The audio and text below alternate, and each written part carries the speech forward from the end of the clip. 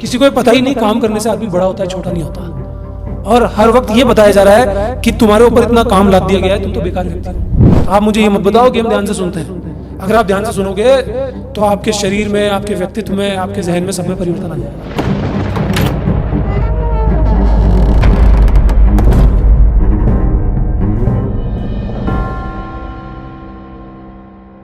मैंने हमेशा से मेरे सुनने वालों को ये बोला कि आप अपने शरीर का ध्यान रखें, क्योंकि मेरा सोचना, मेरा समझना, मेरा रियलाइजेशन केवल मन के लिए नहीं है, केवल चेतना के लिए नहीं है। मन जहाँ रहता है या जो एनर्जी है वो जहाँ रहती है, जिसका नाम तन है, मेरा सोचना, मेरा समझना, मेरा ध्यान देना उस पर भी है। तो क्या आप बताने पर भी अपने शरीर पे काम कर रहे हैं? अगर आप ये कह रहे हैं कि हम बहुत ईमानदारी के साथ आपकी बात सुनते हैं, समझते हैं, तो सुनना और समझना ही काफ़ी नहीं है, वो क्रियान्वयन में आ रही है कि नहीं आ रही है। क्रियान्वयन में आने के बाद उसकी तह तक पहुंचा जा रहा है कि नहीं पहुंचा जा रहा। कोई गणित का सवाल निकाला, जैसे ही वो समझ में आया वैसे ही दूसरा सवाल निकालने लगे, लेकिन अगर समझ में नहीं आया तो वहीं रुक गए। रुके तो ठीक, गणित के प्रति अरुचि पैदा हो गई, अरुचि के अलावा गुस्सा पैदा हो गया, कई बार तो अपने बाल नोचने लगे। वहीं तो वो स्थिति जन्म लेती है जहाँ से आपको उस दरवाजे के पार जाया जाएगा। हर चीज़ का वो दरवाज़ा है जो आपको उस चीज़ के सत्य पे लेके जाता है। वो दरवाज़ा आप नॉक करने की कोशिश नहीं कर पाते, उस दरवाजे का भयावह रूप देख के आप डर जाते हो। अब मैं किस दरवाजे की बात कर रहा हूँ? ये दरवाजा हर जगह काम आता है। मैंने एग्जाम्पल चाहे गणित का दिया हो, लेकिन जब वो नहीं आ रहा होता ना सवाल, वहीं तो जोर लगाना है, वहीं गुस्सा खा के मर जाते हो आप। जहाँ थोड़ी सी स्थिति गड़बड़ दिखी, जहाँ अटपटापन दिखा, वहीं खेल खत्म। जहाँ आपको थोड़ी सी मेरी बात समझ में आना बंद हुई, वहीं खेल खत्म, वहीं कान बंद। जहाँ मैं कह रहा हूँ कि शरीर पे ध्यान देना है, एक्सरसाइज करनी है, योगा करना है, प्राणायाम करना है, स्ट्रेचिंग करनी है, या कोई ऐसा खेल खेलो जिससे शरीर में ताकत बनी रहे। एटलीस्ट ताकत नहीं बनी रहे तो स्फूर्ति तो रहे कि पूरा दिन तो कम से कम अच्छी स्थिति में निकले। अगर आप मेरी बात सुन के कोशिश करने की स्थिति में भी आए हो तो आपके पास कोई काम आ गया, आपको किसी ने आवाज़ लगा ली, आप किसी और काम को इतनी इंपॉर्टेंस दे बैठे कि हमारा शरीर तो सेकेंडरी है, प्राइमरी आपके लिए वो काम हो गया। और जब उस काम को देखते हैं तो पता चलता है कि साहब कोई हमको घुमाने के लिए ले जा रहा था, कि साहब कोई हमको ये कह रहा है कि आजा रोटी ठंडी हो रही है, खाना खा ले, और कुछ नहीं तो कोई हमसे मिलने ही आया था। तो ये कोई प्राइमरी काम होते हैं। तो आप समझ ही नहीं पाते कि मैं आपसे क्या बोल रहा हूँ। अगर मैंने आपसे शरीर के लिए बोला तो क्या आपने शरीर पे ध्यान देना शुरू कर दिया? मैं आपसे हाँ ना नहीं बुलवा रहा, सच और झूठ आपके मन में है। क्या आप कोई गेम खेलने लगे हो? क्या प्राणायाम करने लगे हो? क्या योगा करने लगे हो? क्या कोई एक्सरसाइज करने लगे हो? इनमें से कुछ भी। अगर कोई फीमेल है तो वो झाड़ू पोछा भी अगर ढंग से कर रही है, ईमानदारी से, तो भी बहुत बड़ी एक्सरसाइज हो जाती है।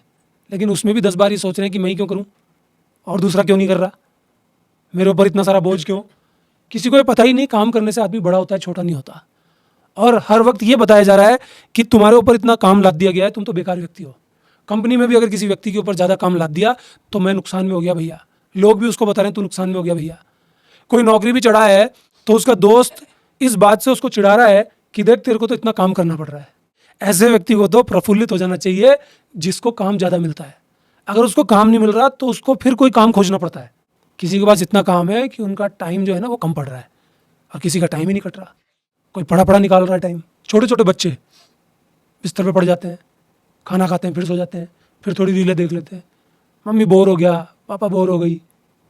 अगर ये हालात हैं तो फिर आप मेरी बात ढंग से नहीं सुन रहे, पहली चीज़। दूसरी चीज़, मैं आपको कैसे कैसे एग्जाम्पल दे के बात बताता हूँ। मैं आपके सामने संसारिक दुनिया, आंतरिक दुनिया अलग अलग पेश करता हूँ, क्योंकि संसारिक दुनिया की बातें आध्यात्मिक दुनिया की बातों को काटती हैं, ठीक उल्टी होती हैं। संसारिक दुनिया में जिन तरीक़ों से आपको प्रॉफिट मिलता है वो तरीके आध्यात्मिक दुनिया में चलते ही नहीं है। तो अंदर की यात्रा अलग है, बाहर की यात्रा अलग है। जिस प्रकार सब कुछ पाने के लिए आप इतना उड़दंग मचाते हो, आप इतनी कोशिश करते हो, उसके बाद भी आपके जीवन में खलबली मचती है। तो मैं कहता हूँ कि आध्यात्मिक ज़िंदगी की तरफ आपको जाने का संदेश यही है, लेकिन वो खलबली आपकी कभी नहीं मिट पाती। आप कोशिश करते हो कि शायद हमको कोई पैसा मिल जाएगा, पद मिल जाएगा, प्रतिष्ठा मिल जाएगी, या कोई और संसारिक सुख मिल जाएगा, कोई गाड़ी घोड़े मिल जाएंगे, या किसी के साथ रिलेशन हो जाएगा तो सुख मिल जाएगा। उसकी अपनी स्थितियाँ हैं। हर स्थिति अगर आपको उस दरवाजे को पार कराने में मददगार नहीं है तो फिर संसारिक दुनिया के नियमों को भी आप नहीं समझ पा रहे। मैंने कहा कि काम को सत्य की तरह करके देखो। अब आप बोलेंगे, जब आप संसारिक दुनिया में ये बोल रहे हैं कि हमको तो बेईमान होने से ही फ़ायदा मिलेगा, हो सकता है आपके जीवन में 4 चांद लग जाएं, चार चांद किस दिशा में लगे कि आपको बहुत सारा पैसा मिल जाए, आपका जीवन सुखमय हो जाए, लेकिन फिर भी आपको एक चीज़ काटेगी जो आपको कभी सुखी होने नहीं देगी। तो मैं तरीके आपको बताता हूँ कि संसारिक दुनिया में वो दरवाज़ा कैसे खुलेगा। वो दरवाज़ा बेईमानी से तो खुल नहीं सकता, क्योंकि जब बेईमानी की धुंध उस पर जमा हो जाएगी तो कुछ दिखाई नहीं देगा। जैसे गाड़ी के आगे ओस जमा हो जाती है ना, तो गड्ढे में गिरता ही आदमी। गलती से कोई पहुंच जाए वो बात अलग है, सही रास्ते पर, लेकिन ज़्यादातर चांसेस यही है अगर सामने कोई सफ़ेद पट्टी आ गई तो आपको गिरना ही है गड्ढे में या भिड़ना है किसी वाहन के। तो मैं आपको यही तो कहता हूँ कि मैं आपको जो संसारिक दुनिया के नियम बता रहा हूँ वो पहली बात आध्यात्मिक नियमों से अलग हैं, लेकिन उन तक पहुँचने के लिए यहाँ पर हमको मिलावटी ज़िंदगी को छोड़ना पड़ेगा। चाहे फिर वो मैं मिलावट की बात कर रहा हूँ, चाहे फिर वो मैं दिखावे की बात कर रहा हूँ, चाहे फिर वो मैं ईमानदारी से काम करने की बात कर रहा हूँ, चाहे वो मैं अस्तित्व में रहने की बात कर रहा हूँ, चाहे फिर वो मैं अच्छे प्यारे रिश्ते निभाने की बात कर रहा हूँ। लेकिन आप दोनों चीज़ों को मर्ज करके उसका गोलगप्पा बना देते हो। तो आप मुझे ये मत बताओ कि हम ध्यान से सुनते हैं। अगर आप ध्यान से सुनोगे तो आपके शरीर में, आपके व्यक्तित्व में, आपके जहन में सब में परिवर्तन आ जाएगा।